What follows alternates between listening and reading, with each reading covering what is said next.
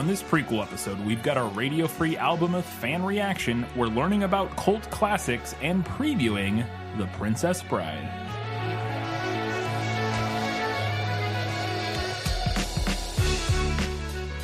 Hello, and welcome back to This Film Is Lit, the podcast where we talk about movies that are based on books. We just wanted to mention before we get started that we're going to be spending this Memorial Day weekend at a brand new Ren Fair. And if you want to see us post some pictures, share our experience, you can follow us on Facebook, Twitter, Instagram, all of the social media, because we're really looking forward to it. And we figured we'd share some of that with all of you. So check out our social media Memorial Day weekend. It's another prequel episode. It's a prequel episode for a movie that we never did a prequel episode for, because it was before we did prequel episodes. Although I felt like as I was doing research, I knew all the stuff I was finding already. Well, back when we first started, we used to like sprinkle fun facts throughout our episodes. Is that what we did? Do you remember that? Not at all. Yeah, that's what we used to do. So that's where some of these, I feel like I remembered them from. Yes. I didn't remember that. We probably talked about them during that episode. Wild. Well, we're going to talk about them again, because there was like some of this. I was like, I felt like we talked about this, but we didn't do a prequel episode, but it feels like we did. I don't know what's going on. So, all right. Before we get to The Princess Bride, we have our patron shoutouts. We have one new patron this week. Joining us at the $5 Hugo Award winning level is Ashley with an I. Thank you, Ashley with an I, for supporting us and getting access at $5 to all of our bonus content. We'll have a no bonus content out in a couple weeks. Not the first week of June, probably, but maybe towards the second week of June, we'll have our next bonus content episode, which I don't know if that's been announced yet. Has it? Just for patrons. Has it? Yes. We're talking about Parasite, correct? Mm-hmm. Yes. A movie I've been meaning to watch since it came out and still haven't, and now I have to. Thank goodness, because I've been wanting to watch it forever, and for whatever reason, just never kept not getting around to it. So we'll be talking about Parasite in June. So if you support us for $5 on Patreon, you get access to that and all the rest of our backlog of bonus content. Let's get to our Academy Award-winning patrons. Those who support us for $15 or more a month, and they are Ben Wilcox, Jeff Niederhofer, Winchester's Forever, Kelly Napier, Gray Hightower, Eli Youngs, Gratch, Just Gratch, Shelby Says Black Lives and Trans Lives Matter, Every Guy I Know Looks Like Matt Damon, and Alina Deletkalova. Thank you all so very much, including our name change patron. That's got to be interesting. I don't think I know anybody who looks like Matt Damon. Maybe they're from Boston. Maybe every guy in Boston and in the greater Boston metropolitan area just looks like Matt Damon. That's where he's from, right? I don't know. He's from the East Coast. He has to be. It's like all of his movies are about like Harvard and stuff, right? Like all of his his old movies, like his movies, when they were first starting out. Him and Ben are both from. No, Ben might be from Chicago. It doesn't matter. I have no idea. Anyways, where do you live, roughly, name change patron? I want to know where everybody looks like Matt Damon. All right, we've got our fan poll follow-up for Radio Free Albemuth. Yeah, well, that's just like your opinion, man. So to start off, we do have one comment from our Patreon. Mm-hmm. And also, we are going to start posting polls on Patreon. That makes sense, yeah. Yeah. Another place to get, yeah. Yeah, I never really thought about doing it, because for a long time, you were the only one who posted on Patreon. Right. So I hadn't really ever gone in and, looked at what the features were, but it makes a lot of sense. So we are going to start posting feedback polls on Patreon, as well as on our regular social media, and that will be available at all of the patron levels. Yeah, obviously. We did have one comment this time from Jeff Niederhofer, who was who requested Radio Free Albemuth. One of our Academy Award-winning patrons. And Jeff said, "This was great fun, and thank goodness. You both deserve medals for a valiant effort to explain a complex, if not actually convoluted, plot." Although I'm much more favorably disposed to the book than Katie, like Brian, I'm unimpressed with the movie. I agree the book is narratively and thematically sloppy. In its partial defense, the book makes a lot more sense if you read it as the unofficial fourth entry in the Valis trilogy. Because Radio Free Albemuth was an aborted first draft that was originally intended to be the first book of the Valis trilogy, the themes and many literal plot points of RFA are echoed throughout the trilogy proper. As a side note, the Valis trilogy itself is fairly sloppy, to the point that the third book is sometimes singled out as having no connection to the rest of the series. And ironically, despite RFA being a first draft, it's arguably a more accessible introduction to Phildickian theology than the actual first book of the trilogy. Wild. But honestly, we don't have to worry about all that. This was an outstanding episode, almost as bizarrely psychedelic as any PKD book. The episode feels like a fusion of This Film is Lit and Good, Bad, or Bad, Bad, perhaps a podcast hosted by the alternate versions of Brian and Katie from the Portuguese states of America. Indeed. Well, thank you, Jeff. Appreciate your feedback, and glad you enjoyed the episode, because if you didn't, boy... There's very little chance for anybody else, I feel like. It is interesting to know that this... I can see reading it within the context of the rest of the series might help a little bit, but it's also interesting that he thinks this is like the best entry point, potentially. That doesn't make me want to read the Valis trilogy, I'm going to be honest. I've always heard that it's... I think Aaron mentioned on one of the episodes he was on that those books are... something like they're not like most people's favorite Philip K. Dick. So awesome. Thank you, Jeff, for that comment, and thanks again for the recommendation. On Facebook, we had 2 votes for the book and 1 for the movie. We did get a couple of comments, more so following up to other things that we talked about during the episode. Matthew said, "Why did they kill the cat? That's the question." But the question isn't for PKD, it's for God. Okay. The hard thing about RFA is that it doesn't really stand on its own. It's part of the Valis trilogy. Valis is my favorite novel. I was wrong. But I have to admit... I just said it's... I don't think it's anybody's favorite Philip K. Dick. my mistake. It's Matthew's. But I have to admit they're all flawed because PKD believes he had an interaction with a greater intelligence, and the 3 novels are attempts to figure that out and justify his belief that information was projected into his head. Anyway, in Valis, PKD's friend Kevin is always talking about his cat that was hit by a car and how that shows the universe isn't fair. He says if he ever met God, he would pull out the corpse of his dead cat and ask God to explain it to him. Fair enough. So I guess that moment in the movie is like an Easter egg. A bit of an Easter egg, because it doesn't really come back, at least from a first viewing from my memory. It doesn't really come back thematically. Yeah, no. At all. Really. I mean, other than, I don't think it really comes back in the movie very much. But, could be a little Easter egg. And again, I think it still can do a similar thing to what it apparently does in the books, if you think about it a lot. Otherwise, it just seems kind of random. But what was I going to say? There was something...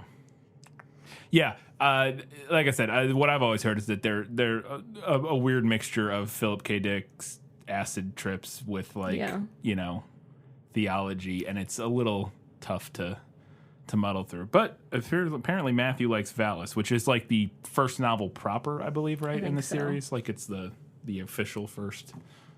Anyways, cool. Thank you, Matthew, for that clarification. Ian said, "What an episode. Certainly the most confusing one, but still very entertaining. Is it me, or is the movie as comprehensible as a Billy Owens film?" Yeah, not wrong. The world building sounds like it had a lot of clashing with itself, alternate history with both the Spanish Empire becoming the dominant force and the Nazis winning the war. You're right, of course. It is weird there is zero resistance until songs start being played. It's ridiculous as saying there was no French resistance until Edith Piaf goes to town singing La Vie en Rose. Also, You can snap a cigarette and smoke the unfiltered part, but like many things I've done in my youth, I don't recommend it. Your body will not like it. That's fair. And Matthew actually then responded to his comment and posted a source showing that just over 50% of cigarettes were filtered in the early 60s. Yeah. So highly plausible that it was just an unfiltered cigarette. It wouldn't surprise me if back then a lot, because that was before, right around, or at least right around-ish, or a little bit before the time where we realized how terrible cigarettes were, and they started doing things to try to like make them a little less terrible, like putting filters in them and stuff. And so that doesn't surprise me that a lot of them didn't have filters.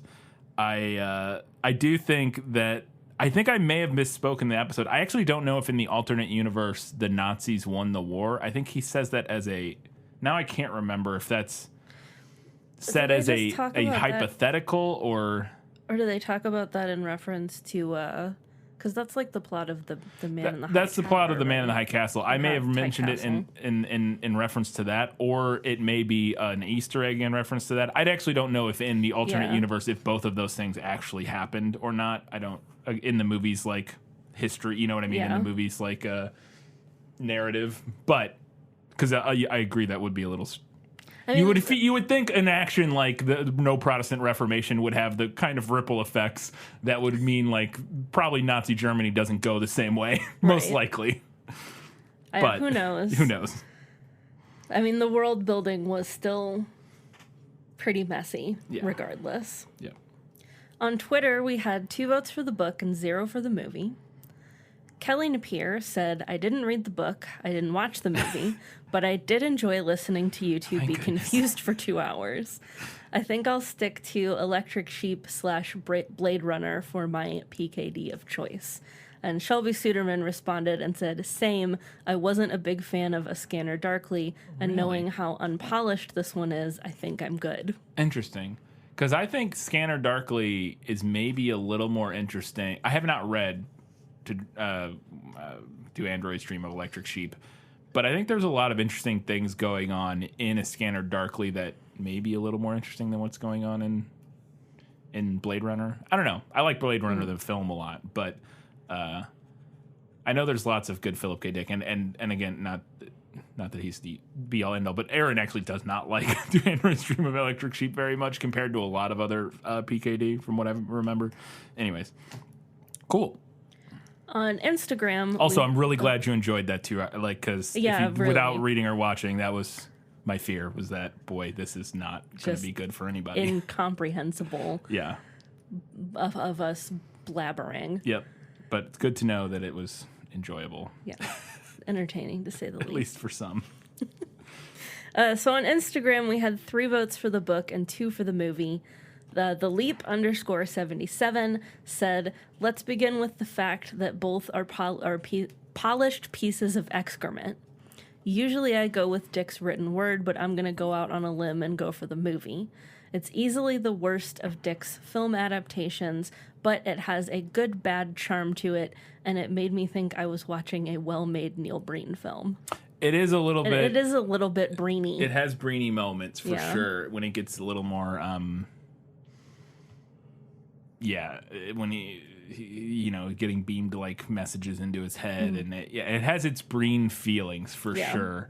I actually remember watching the film and thinking that Breen may have watched or like been a fan of this. It wouldn't surprise me if Breen was into like some of the trippier Philip K. Dick stuff, but yeah, that wouldn't surprise me. The movie had far too many bras to be a Neil Breen film. It's true, but it is a Philip K. Dick film, which is surprising because that's. Also, usually, that's another thing Neil Breen may have taken from Philip K. Dick is writing, at least, is the boobs boobing boobily. So the pertness of the boobs and whatnot. But yeah, what were the final numbers? The final numbers were the book with 7 votes to the movie's 3. That makes sense. That does make sense. The movie was not good. So not particularly. And both of these I have gathered are fairly obscure. Yeah. But I think even the movie is probably more obscure than for the sure. book. It's even more obscure than the book. Absolutely. All right. Before we get to The Princess Bride, we're going to learn a little bit about what makes a cult classic. matter what anybody tells you, words and ideas can change the world. So I wanted to chat about this. I thought it would be an interesting discussion topic. I agree. Because I feel like the term cult classic is, first of all, pretty vague. And also a term that gets very, like, loosely bandied about quite a bit on the internet. Yeah, for sure. So I started out my very official research by Googling what is a cult classic movie. That's the best way to start any research, in my opinion. You know, I like to do my research for this the way that I feel like normal people do research. Yeah. You know? Yeah, so. no, it makes sense. So I looked at a few different sources, and predictably, I got a couple different definitions. So an article on TV Tropes initially said, a cult classic is a film or other work which has a small but devoted fan base. And Wikipedia then got a little bit more specific with that idea, stating, cult films are known for their dedicated, passionate fan base, which forms an elaborate subculture, members of which engage in repeated viewings, dialogue quoting, and audience participation. So now after that initial definition, we go back to the TV Tropes entry, which went on further to say, some cult classics are obscure commercial failures at the time of their premiere, which have since then successfully attracted a fan base. And most of the other sources that I looked at seemed to agree most strongly with this definition, especially the ideas of a film being obscure and not commercially successful. I looked at a lot of sources that stated that in order to be a cult classic, a film has to be considered outside of the mainstream. I would agree. That's the cult part. Like, otherwise it's just a classic. Like, if it's not outside the main, you know what I mean? Like, yeah. Otherwise it's, yeah. Do you think both of those definitions are still, like, pretty broad? Fairly broad. Fairly broad. And looking at other arguments, I saw that most of them argued for different specific definitions. Like, I looked at some that said cult classics were controversial films, possibly even films that were, like, censored in some way at the time of release, or maybe violated some kind of social taboo, made people uncomfortable. Others really latched on to the idea of cult classics being so bad it's good, or like otherwise campy, guilty pleasure films. I looked at least one source that tied the idea of a cult film into the idea of the cult filmmaker, saying that the devoted fan base would come about due to like specific defining characteristics of the film or filmmaker's style. Oh man, they're all correct. Yeah, that's the thing. They're all different types of cult classics. Yeah. Yes. And there was one other thing that I wanted to bring up from that TV Tropes article that I thought was interesting, which was this quote: "Some cult movies were in fact box office successes at the time, but maintained a cult following long after public interest has moved on into the next flavor of the month. Cult classics have an unusual shelf life. Rather than receiving a short but large burst of popularity before ultimately fading into obscurity, cult classics receive a marginal amount of attention almost indefinitely." And for me, I feel like that last line might be the most all-encompassing definition. Yeah. They receive a marginal amount of attention almost indefinitely. Yeah, I would agree. And I still think that might be too broad. It's still too broad, but especially with the internet being what it is now, I think you could put a lot of movies under that definition. Yeah. But I think it does envelop kind of all of those different ideas of what makes a cult classic. If you were going to try to boil it down to the most essential, like, single thing, I think that, like single idea, I think that does kind of get the closest to like distilling it. But I think all of the other definitions are accurate in ways that it's way more accurate to like, because each of the different cult classics that you can think of may fit into one of those different categories.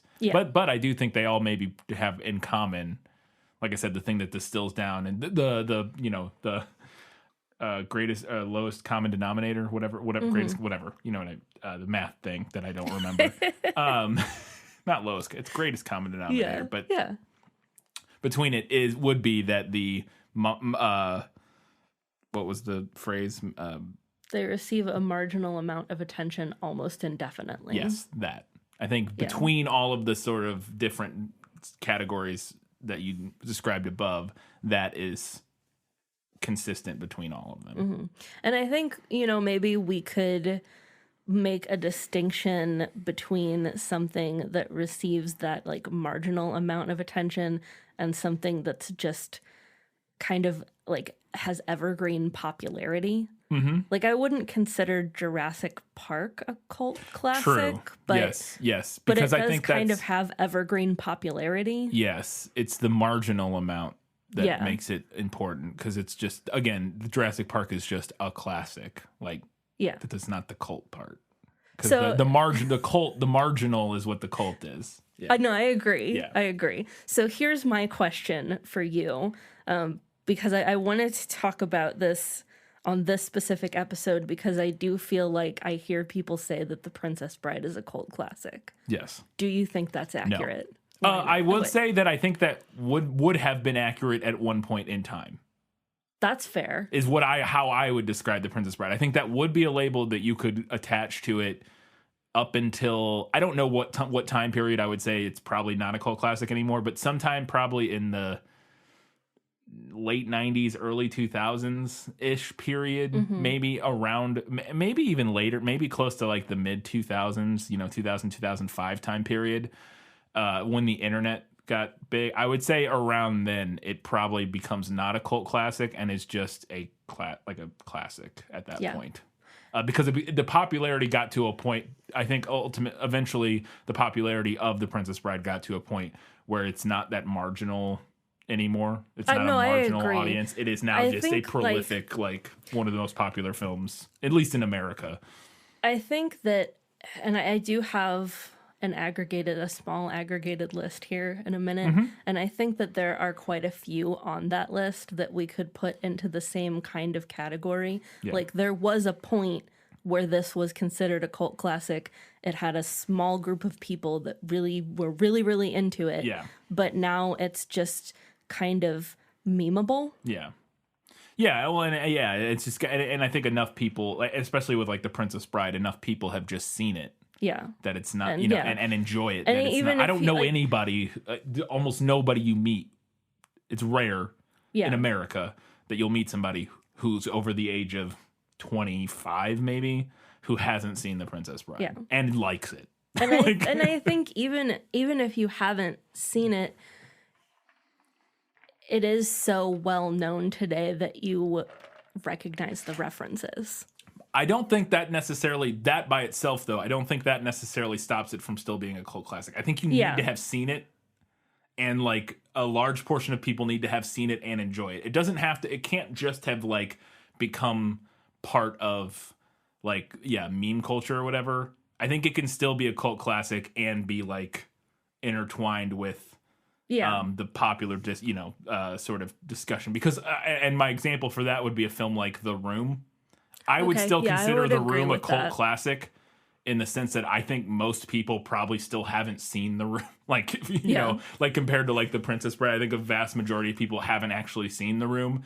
And I think, but it's most people, a lot of people know what it is at least, and like are aware of it. And again, from the memes and that sort of stuff. Mm-hmm. But I would still consider that a cult classic, whereas I wouldn't The Princess Bride. Currently still. You know what I mean? Yeah, I would agree with that. That is interesting. Like you brought up The Room, which makes me think of that the part of the definition from Wikipedia that it's an elaborate subculture, members of which engage in repeated viewings, dialogue quoting, and audience participation. Well, that one seems like that particular definition sounds like it's like very specifically describing like 6 movies. Mm-hmm. Like The Room, Rocky Horror Picture Show, and like a handful of others. Like, you know what I mean? Like that makes me that's interesting to me though, because you know you can go to these like mass viewings of something like The Room or Right. Rocky Horror, and there are basically like inside jokes woven into that. But you can also do that with The Sound of Music, which I would True. not consider a cult classic. True. Yeah, and again, I think that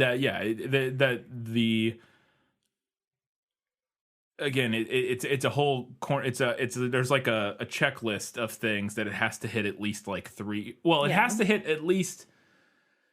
I think the only thing it really needs is the not a small audience over a long period of time. I think that's like really it. Because there are cult classics that are like midnight movie type of, joking and that, but there are other movies that are definitely cult classics like The Room, like Rocky Horror Picture Show. But there are other movies like you said, Sound of Music, that have sort of similar, maybe like viewing cultures around them in terms of like joke, because they've been watched so many times and that sort of thing. But it's a big enough, popular enough movie. I don't think you can have a cult classic film that won an Oscar. Maybe. I don't know. Maybe not. I mean, we'll talk about it. Princess Bride was nominated for an Oscar. It didn't win one. And it wasn't like a major. It was like a ancillary. It was for best song. So it's not, it's not like a. Okay. We'll talk about it. But yeah, I don't know if you can be a cult classic and have won an Oscar.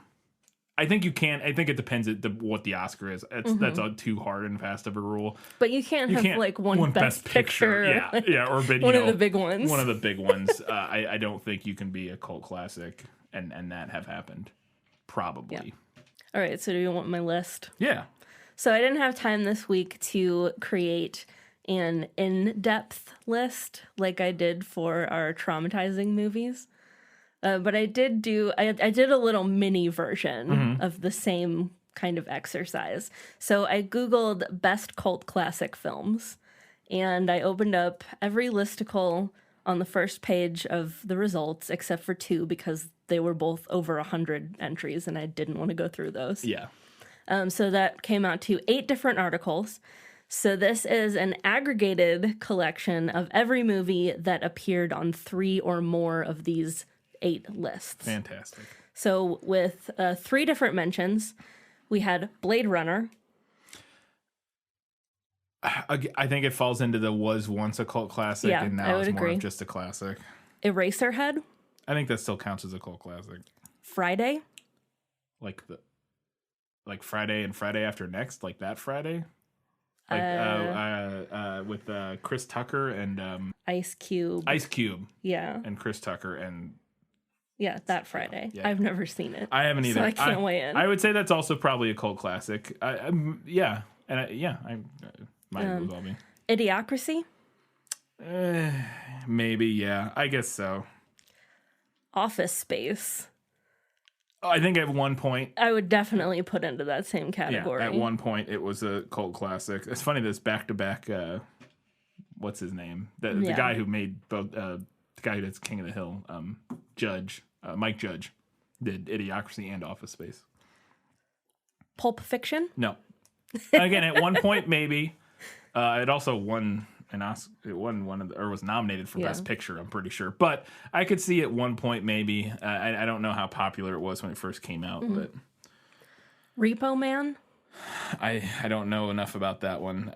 I think I've seen Repo Man, and I remember not liking it, but if that's the movie I'm thinking of with like Colin Farrell or something from like the early 2000s. I didn't write down years because I was rushing through this. That's fine. Rushmore.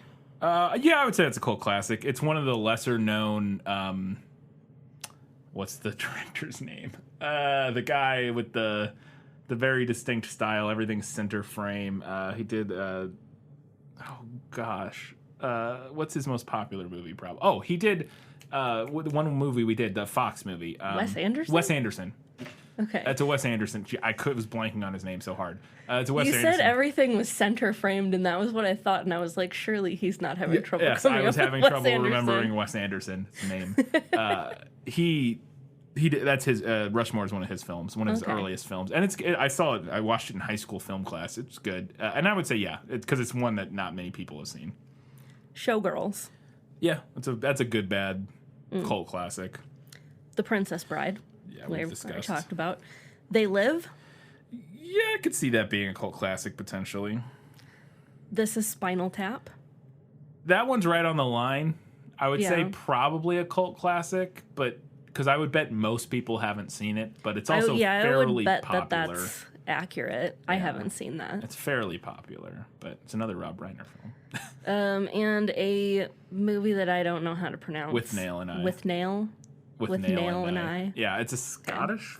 It's an English film about like drugs and stuff. I think. No, I'm thinking of Train Spotting, but that is a cult classic. I know it's a very popular like British like comedy kind of like yeah.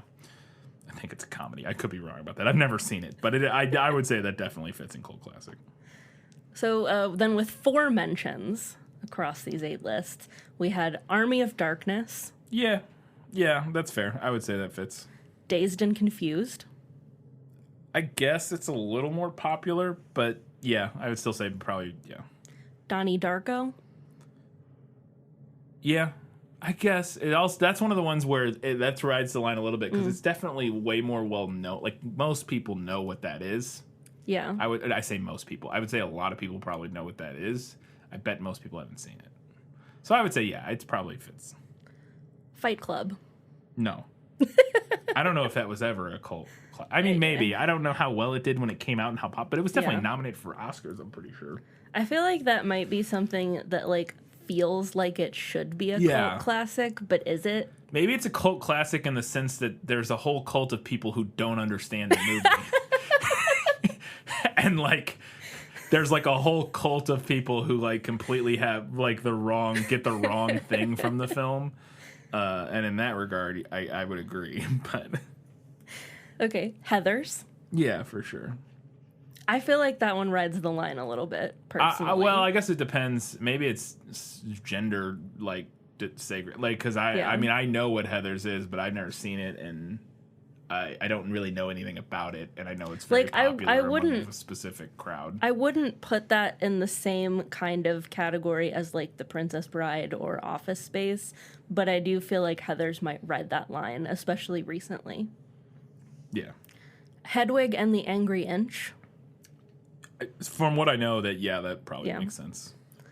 Monty Python and the Holy Grail. It's another at one point. Yeah, I totally agree.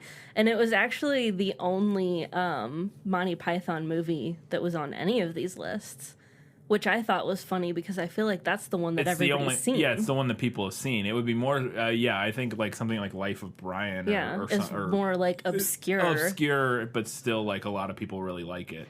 Because, everybody's seen. Yeah. I say everybody, but, a lot of people have seen Monty Python and the Holy Grail. The Evil Dead? Yeah, because it was definitely not super appreciated when it came out, I believe. Mm-hmm. I assume they're talking about the original Evil Dead. I believe so, yeah. I will say, at least with Monty Python and the Holy Grail, maybe it's a little more arguable in the sense that there's probably a pretty specific subculture that's super into it and like cosplays and you know what I mean, and does, and then like dresses up and stuff in a way that most people have like a passing familiarity with it but aren't like that into it, whereas something like Idiocracy doesn't have that. I would bet doesn't have that devoted sort of like I subculture. think that does bring up like an interesting question about the way that the internet affects our concept of what a cult classic is. Yeah. Because I do feel like, especially with meme culture, you could have this this kind of skewing of like how popular something actually is. Do you know what I mean? Yeah, for sure. Absolutely, yeah. Oh, yeah. I mean, the internet skews how popular everything is. That's fair. And on our last one with 4 mentions was The Room. Mm-hmm. With 5 mentions, we had Clerks. Yeah, I would agree. It's absolutely a cult classic. I mean, it's a pretty well-known one, but I bet most people haven't seen it. Mm-hmm. I mean, I think I've seen it, but I can't remember. And Harold and Maude. Yeah. That's also a good movie. From my memory, I saw it years ago, but... And then with 6 mentions, so these 2 movies appeared on almost every list that I looked at. We had The Big Lebowski. I would say, again, that's another at one point. Yeah, Used to be like when it before it blew up, and again, probably around the same time. I think, you know what I will say? I think Office Space, The Big Lebowski, and The Princess Bride are very similar, and they probably blew up around the same time, and it's all around the same time that like Hot Topic and Spencer's and that sort of places, as well as they got super heavy rotation on TV around like the mid 2000s. Like you couldn't go a weekend without seeing on like Comedy Central or I think TNT or whoever had Princess Bride. Yeah, without seeing one of those movies. One of those movies was on almost every weekend. That's fair. And so I think around that and I'm sure that had something to do with rights and whatever, where, they were played. I mean, Office Space, Idiocracy, and The Big Lebowski were played all the time.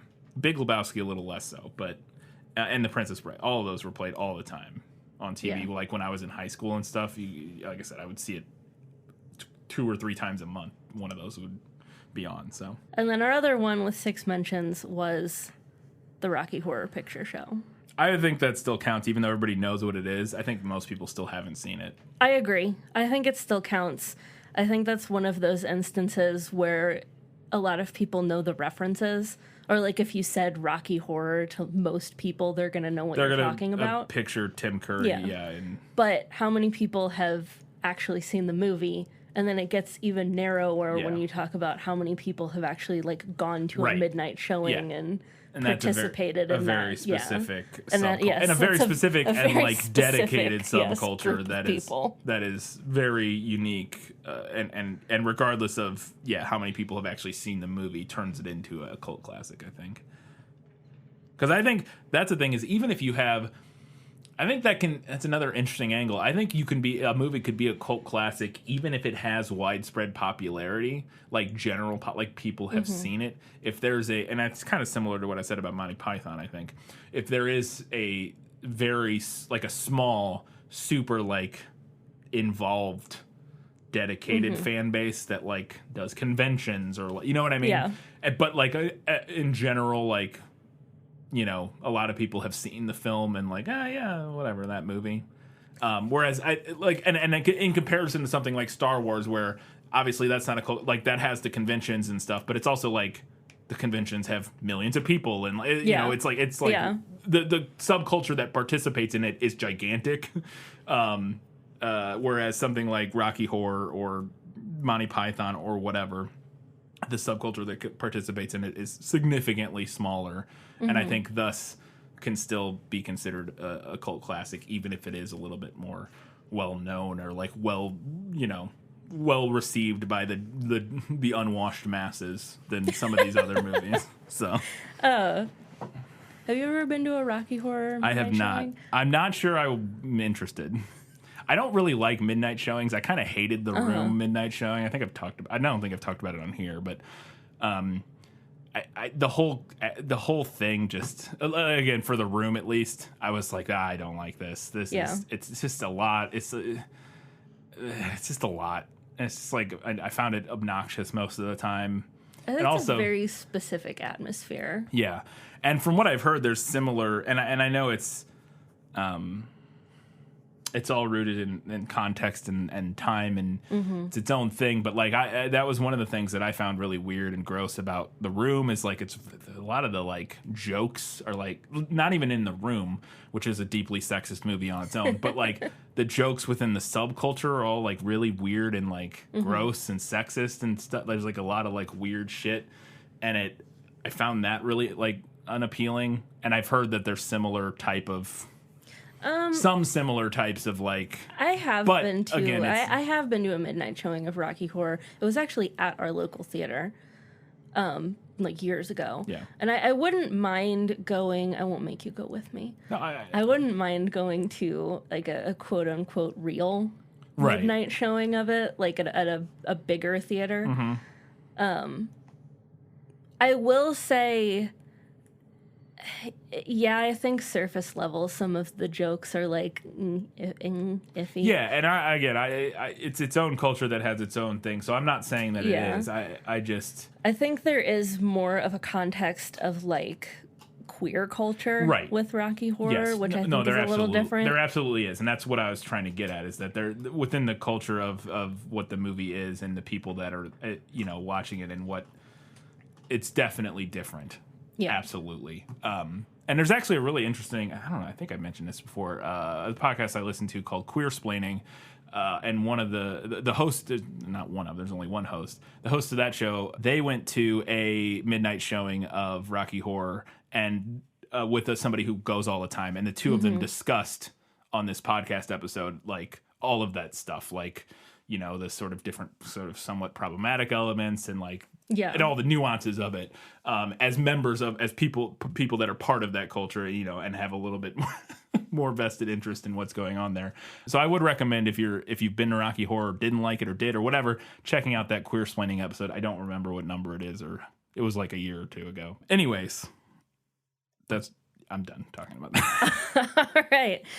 So if you're listening to this episode, let us know on Patreon or on our social media feeds what you would consider the definition of a cult classic. Whether or not you agree about any of these movies that we've talked about, maybe what some of your favorite cult classics are, etc., etc. Weigh in on the conversation. Absolutely. We would appreciate it. All right. Now it's time to find out a little bit about The Princess Bride, the book. I brought you a special present. What is it? A book? This is a special book. It was the book my father used to read to me when I was sick, and I used to read it to your father. And today, I'm going to read it to you. I'll try and stay awake.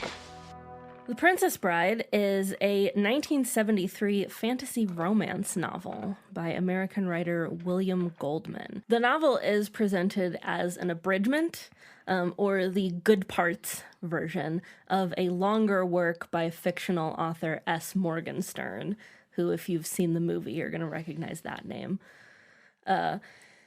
Maybe. It's not super prevalent in the film. Yeah, that's the fair. grandpa mentions it like once at the beginning, that's I think. Fair. So I mean, you could miss it. But yeah, the idea of it being some other work. Yeah. So it's presented as an abridgment of this longer work by a fictional person, and then Goldman has commentary, like footnotes, that are a constant throughout the novel. It's really interesting because it's played so straight that you can't. Yes, it's played incredibly straight. And it's played incredibly straight, and at least as on top of that, it's woven into the reality of William Goldman's life in a way that makes it very hard to know what is real and what is not.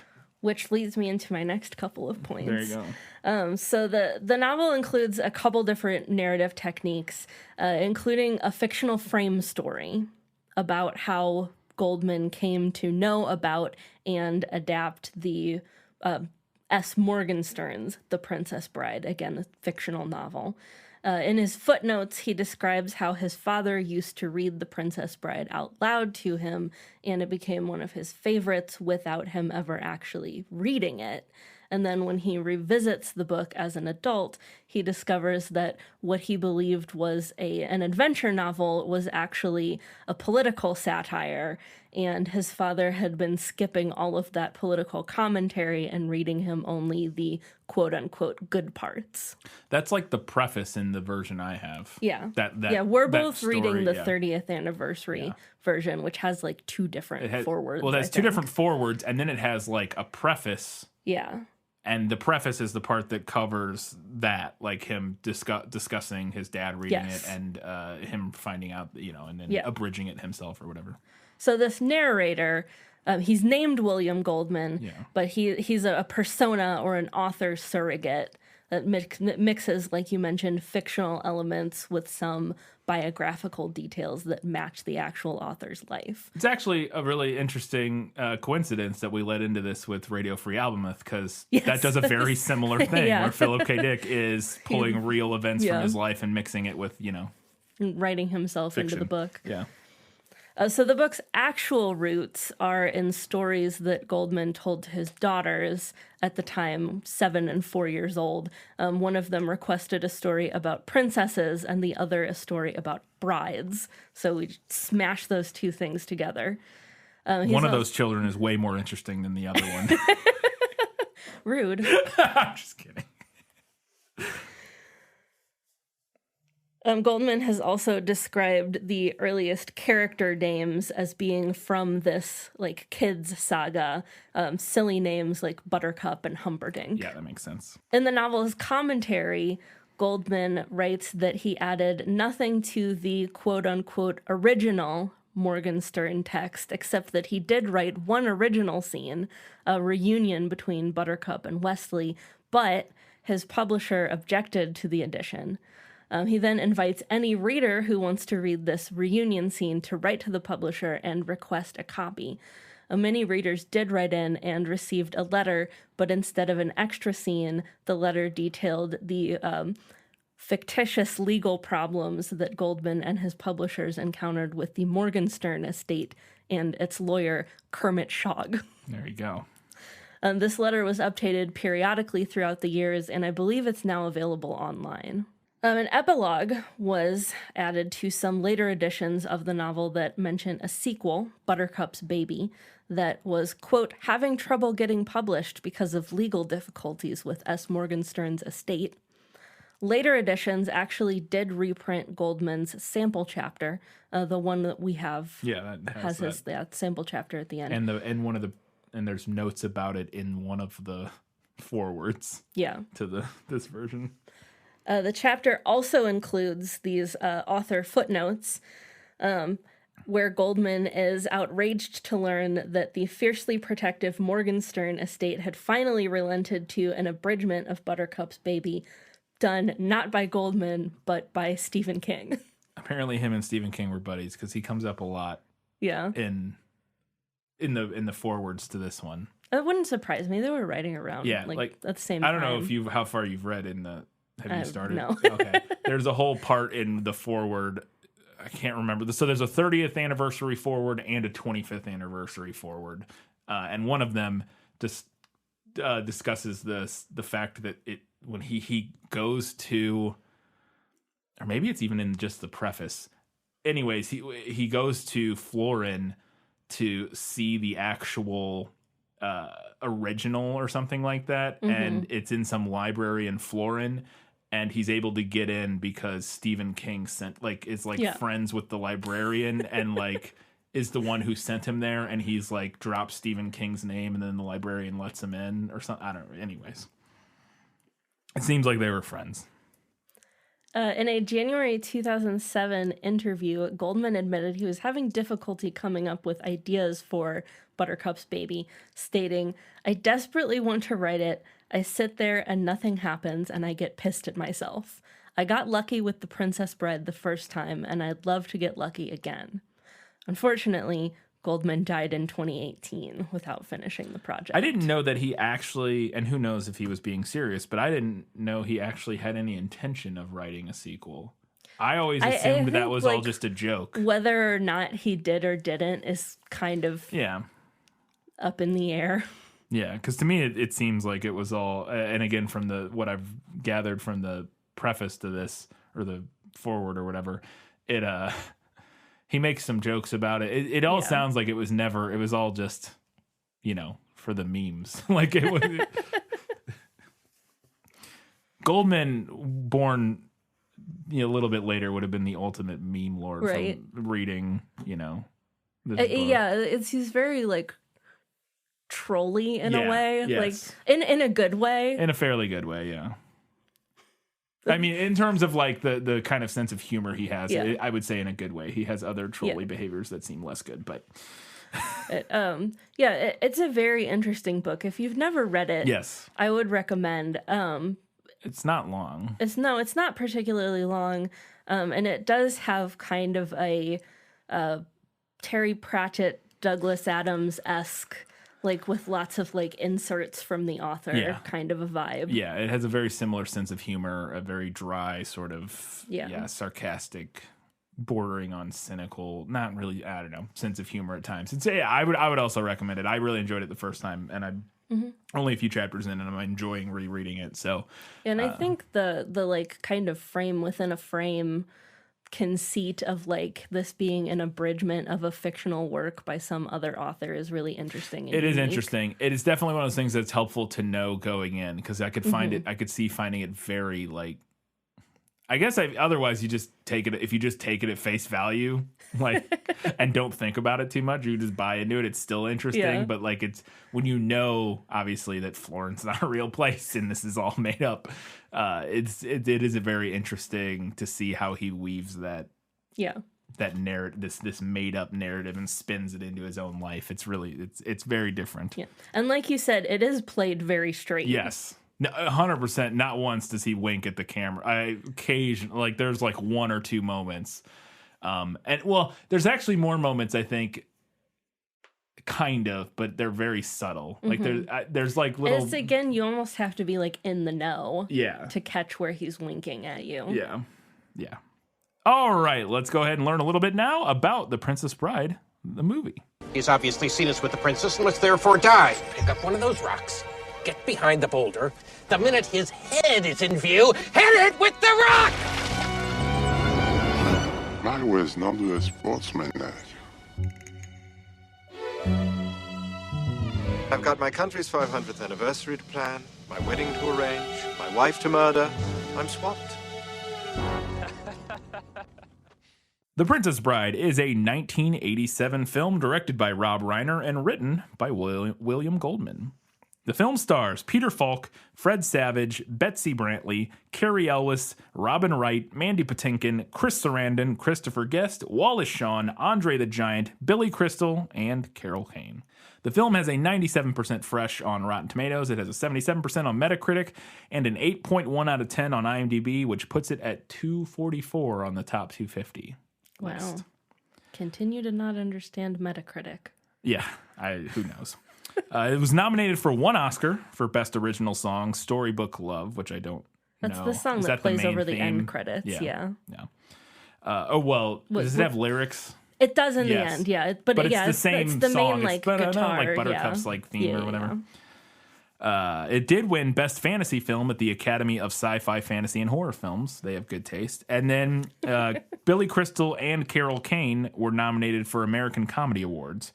Also, it won the 1988 Hugo for Best Dramatic Presentation. The film was only a modest box office success, making $30 million against a budget of $16 million. So it wasn't like a flop, but it wasn't Right, but it wasn't like a staggering success or anything. anything. It didn't like go, wasn't huge. So Rob Reiner had been in love with The Princess Bride, the book, since his father, Carl Reiner, gave it to him as a gift when he was a child. As he was working on Stand By Me, another film that we've done, Reiner spoke to Paramount about doing The Princess Bride for his next film, but he was told no, and he found out that a bunch of other studios had been attempting to make the film for years with no success. One of those was 20th Century Fox, who had paid William Goldman $500,000 for the rights in 1973. And now this is 1986 at this point, so it's been 13 years they've been trying to make this movie. Although that fell through after the head of production was fired, and then Goldman later bought back the rights to the book with his own money, which he actually mentions in one of the forewords to this version of the book. He talks about how it kept almost getting made and then not, and then he bought back the rights. Rob Reiner eventually the film did move forward into production with I can't remember who ended up making it. I didn't even look at that. I think it is MGM. It might be MGM. Yeah. I can't recall. Rob Reiner eventually landed on Carrie Elwes, or not eventually, very quickly landed on Carrie Elwes to play Wesley, based on his performance in a film called Lady Jane, which I've never seen or heard of. And I thought this was interesting. I didn't know this. Elwes had read the book as a child and had always dreamed of playing Wesley, but never believed that it would possibly happen. Robin Wright, on the other hand, was cast very late in production, like a week before shooting started. They had invited Wright to come meet William Goldman at his house, And Jenkins recalls, the doorbell rang. Jenkins is one of the producers. Or no, she's the cast. I think she is the casting director for the film. The doorbell rang. Rob went to the door, and literally, as he opened the door, Robin Wright was standing there in this little white summer dress with her long blonde hair, and she had a halo from the sun. She was backlit by God. And Bill Goldman looked across the room at her, and he said, well, that's what I wrote. It was the most perfect thing. So, there you go. Nice. Wallace Shawn was cast as Vizzini, in part due to his diminutive size to contrast with Fezzik. And I don't remember how small Vizzini is described in the book. I don't remember either. We'll get there, yeah. Goldman's first choice for Fezzik was always Andre the Giant, and he mentions this several times in the foreword that he literally wrote the part with Andre the Giant in mind. But he did have a backup choice, and that backup choice was Arnold Schwarzenegger. By the time the movie was being made, Arnold was too large of a star, because originally when they were thinking about doing it back in the 70s, he was still fairly unknown, and they were he could do it. But by the time in late 80s, when this is actually being made, he's Arnold Schwarzenegger. He's been the Terminator. Yeah. He's this huge star. So he was way too expensive to play kind of a minor role or, a secondary role. Some other people that were auditioned for the role, which I thought was interesting. Kareem Abdul-Jabbar, Lou Ferrigno, who was the Hulk back on TV in the day, and Carol Struycken. I don't know how to pronounce his name. Most people will know him as Lurch from the Addams Family movies. And is it Lurch, or is that who I'm thinking of? Who's the tall? No, you're thinking of Fester. Is it Fester? No, Uncle Fester's the short guy. I think it's Lurch. I think you're right. Yeah. In the Addams Family movies from the 90s. Yeah, it's Lurch. He's also was in the Twin Peaks. He's like the fireman, I think is his name in Twin Peaks. He's a very tall, very thin man. He kind of looks like Doug Jones a little bit, but taller. And Doug Jones is already a tall, thin guy. But I read this in the foreword that they didn't like any of them in particular. I mean, Lou Ferrigno's a little beefier, but Goldman wanted a giant, not just a tall person, but a big guy. Like a big, huge, that's a giant. And Kareem Abdul-Jabbar and Carol Struycken are both very tall, but not big, bulky guys, Robin Wright and Karen, I thought this was interesting. I didn't know this. Wright and Elwes were smitten with each other during filming of the film, and naturally this helped their chemistry in the movie. Elwes said that, quote, he couldn't concentrate on much of anything after the first encounter with Robin, end quote. Everybody, I think, has heard this one, but I think it's really funny anyways, and you can watch it in the film. When Count Rugen hits Wesley over the head after they get out of the fire swamp, Cary Elwes had told Christopher Guest to go ahead and just hit him. And Christopher Guest hit him so hard they had to shut down production because Elwes had to be taken to the hospital. He gave him a concussion. That scene where he clocks him in the top of the head. Yeah. And that's the scene. That's the take in the movie because they did it one time, from what I understand. Sounds like a perfect take. Yeah, honestly. Yeah. So Mandy Patinkin, Inigo Montoya, claims that he only suffered one injury on set during the entire filming of the movie, and it's from a bruised rib due to stifling laughter during his scenes with Billy Crystal. He said his attempt to hold back his laughter is super obvious, and there's, in particular, a moment in the scene with Miracle Max when he says the line, "This is noble, sir," where he's really fighting back laughing. I feel like I know what he's talking about. Yes. And there was also another mention that Rob Reiner literally had to leave the set. He was laughing so much during the Miracle Max scenes. Mandy Patinkin, speaking still of Mandy Patinkin, has said that his famous line, obviously, hello, my name is Inigo Montoya, you killed my father, prepare to die. That line is quoted to him several times a day, every day, since the, probably the 90s or something like that. And people ask him, does it get tired? Does it get annoying? Are you tired of it?